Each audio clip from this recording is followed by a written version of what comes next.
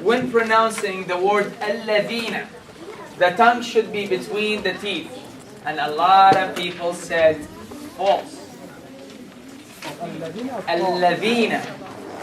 A lot of people said false. الذين. Where's your tongue when you're saying that? If you don't say that, if you don't put your tongue in between your teeth, what are you going to get? You're going to get الذين. And this is a mistake that everybody's making. That's one thing. The second thing, the exact exit of a ta is the tip of the tongue colliding with the upper teeth, with the upper gums, while the back of the tongue is lowered. False or true? That's false. The tongue must be raised. It's a glorified letter. It's musta'la. It's harfu isti'la. It has to go up.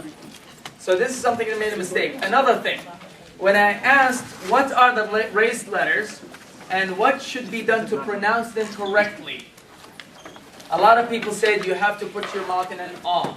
It's understandable. When you say ba, that's fine. But that's not what you really need to do. This is an after effect. This is an aftermath. This is when I say ba, fine here, ba. But this is not the key word here. The key word is, the tongue has to be raised from the back. Remember the picture which I did not draw today, and I don't think I'm going to need to draw the picture. But you have to raise the tongue from the back. Listen to the word. It is isti'la. Isti'la. This section here in Arabic, when you add it to any word, that means to make.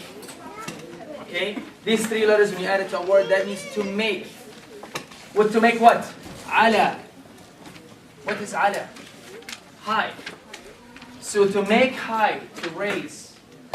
This is why it's called harf isti'la. So to raise what? To raise your voice? To raise your neck? No. To raise your tongue. The back part of your tongue has to come up high. And that's why. So when I say what are the letters of isti'la? Letters that are glorified, the raised. And I said this. What are the raised letters? There's your answer. You raise the tongue. Okay? So you look at your grades. This is a quiz, I guess, as I said, this is to assist myself and yourself. But since I found, mashallah, 30-40% of the sisters who got it right, and only few here got one person got a 10, a couple of got 8 out of 10. That means I think I'm doing my job right, but you are not doing your job. This is the assessment, that's what it comes down to. Okay, so what did we talk about last week? We talked about 2 rules of al-nun al-sakina. والتنوين, right? And we talked about al-idhar. And what are the letters of al-idhar? حروف الحلق. Thank you. And what are حروف الحلق? Someone else.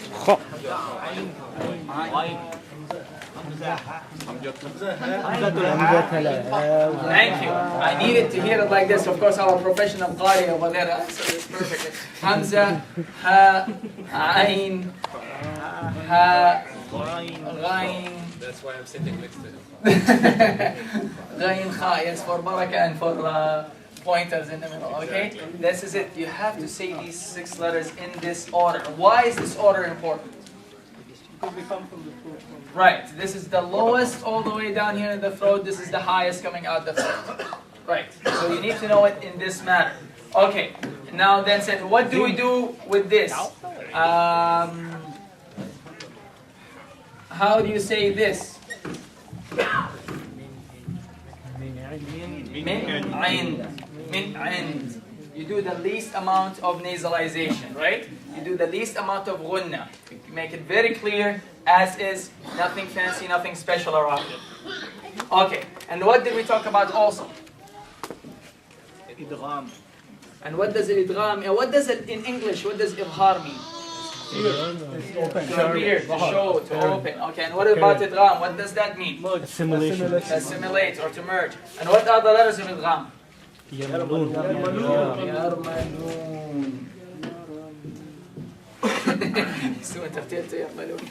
Okay, and we said this divides into 2, right?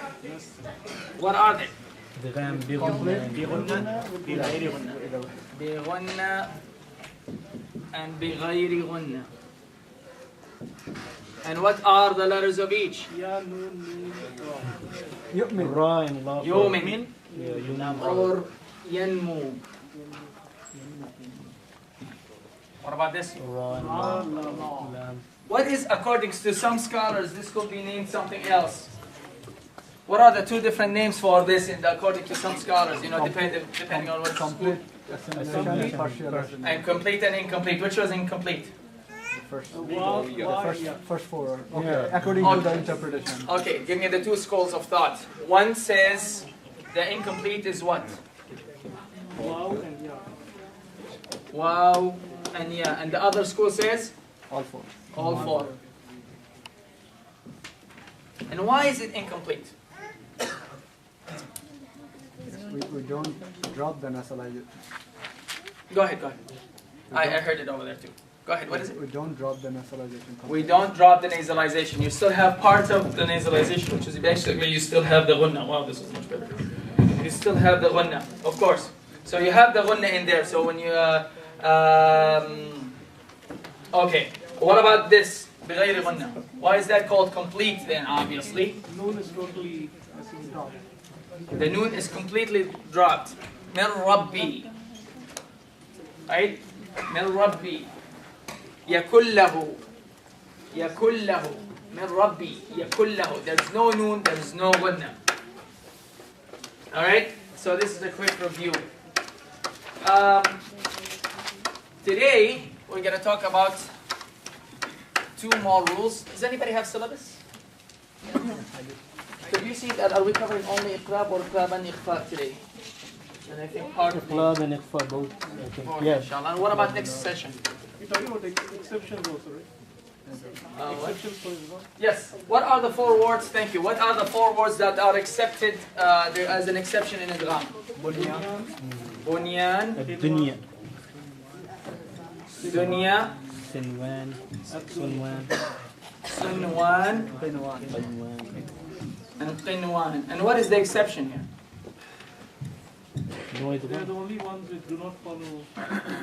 You have the sukun here, and sukun here on the noon, and you're not doing anything in here, right? Yeah. You're not saying bunyan, or you're saying dunya, or suwan, or kawan, right? You're actually pronouncing it very correctly. No, All right, nice cup. Oh, it's not yours. Oh, that's my slipper. Yeah. It's got a very nice zipper over there. All right, today, al-iqlab. Now, al-iqlab is something honestly have troubled me a little bit today. We'll talk about al-iqlab.